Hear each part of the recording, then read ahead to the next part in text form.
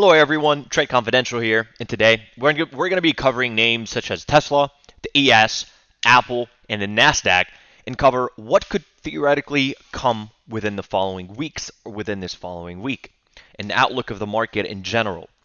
So to start off, we're going to be going over Tesla because Tesla's been a hot name and a hot topic to talk about. And so to start off, I want to clearly state that we are trading within a weekly auction, a zone that's been put out through a weekly profile, as you can tell over here. I have the entire zone highlighted, and I do want to say there's a theory, right, that goes along with value areas and auctions, because this entire market is an auction. So I take this profile, this value area, as a previous auction, a place where buyers and sellers compete on where prices want to go, going up and down. And by theory, by the auction theory, once price accepts into a zone, we tend to trade to the um, next point of conflict, more so within that zone, right? And so we entered the zone over here, and we almost came to the top, but rejected it. Very clean rejections over here.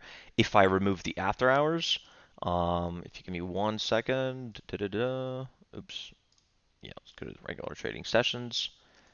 Very perfect rejections, as we can all tell. Um, and without further ado, let's cover this. So within Monday, within yesterday, the market has rallied so much, at least Tesla did, because we beat expectations during the second quarter. And for a second, we actually left the zone, but we actually came right back under, right? As you can tell, pretty much perfect support and perfect resistance, like to the dot. And now, why is that? Because these levels are formed by market participants and not retail traders, more so other time frame traders such as hedge funds.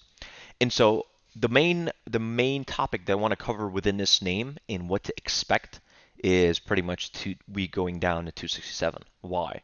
Because once again, by theory, once we accept prices, we tend to trade to the next point of resistance or the next point of conflict, and if that is broken, we tend to trade to the end of the auction. And what can I say? We are at the end of the auction, a failed breakout, and we got a retest. So now I'm, well, more or so because I think there's a little bit of room left within the NASDAQ and the ES that we will see Tesla hover around here, within here, and not move more or so to 288. But that is on the table, okay? That is on the table. So for now, or until I have price targets hit the NASDAQ and ES, then I'd be looking forward to grab very long-term swings on Tesla, more so a month to 30 months out. And yeah, by theory, 267 is on the table, but because the market is strong and there's still a level to be filled, 288 is also on the table. So now this is a name that you don't want to touch.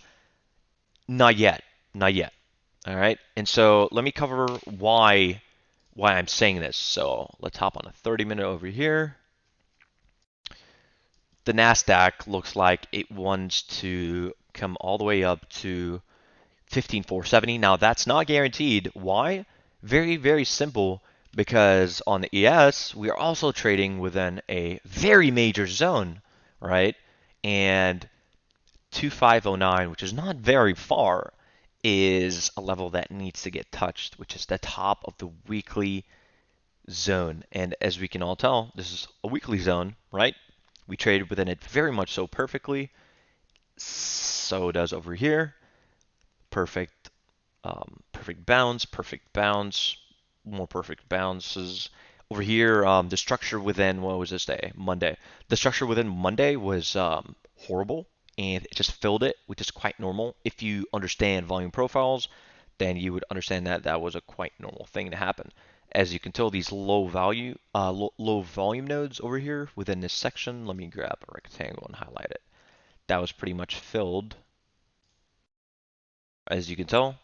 And we built volume over here before continuing on up. Usually with these, well, that's something we teach within the premium. With these get filled most of the time.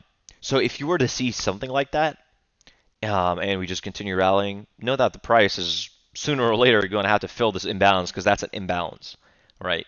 Um, there's only buying happening here, and the market has to fill such things, right? And the market does cut through such low volume nodes pretty damn quickly. Anyhow, and so for the ES, the moment we tap 4509, the entire plan goes into action. And the plan on Tesla to short Tesla, I'm hoping by the time we hit 4509, I'm hoping Tesla's under 280. Because if we are under 280 or just around 280, oh, this is an A plus setup to take. Like, this is A plus setup. Um, and if we're at 288, that's even doubling down on this because that's going to be very cheap premium on the contracts. Um, and yeah, let's go over Apple as well to finalize this. So let me push NQ to the side and let's go over Apple. So for Apple, we had a very big gap up to all-time highs, as you can tell. I already removed the levels that I had on there, but Apple is more so iffy. So if I turn on my volume profile and get on a 30-minute, and let's draw out two levels. So level number one is going to be right around this value area. And the two next levels are going to be the point of control and the value area high right here. And this is a B shape, which is not the best thing you want to see, especially on an uptrend like this, right? And another B shape presented itself, so not so good. But now let's get on the lower time frames, remove the volume profiles, and see what happened within these levels. So these levels are from the previous day, so this price action all the way leading up to the opening. So we opened up on Monday, right? Very massive rejection, and we fell right under the value area high and the point of control, and it was nonetheless a perfect short all the way down to the next point of conflict, right? The point of an inflection point more or so. And Apple then, as we can all tell, pretty much fell straight down. And the outlook more so is not so good. Like I don't think we're going to see a break of all-time highs at all, actually, unless unless the Nasdaq decides to pretty much move all the way up to the levels that we spoke about, which is 15,470. But that is also low chance. So yeah, to cover this, the market's outlook is not so good, and of course, it's not financial advice, and I'm not advising you to do anything. But hypothetically, if you do own anything, taking a profit here would not hurt. Taking profit here is pretty much something you should be doing.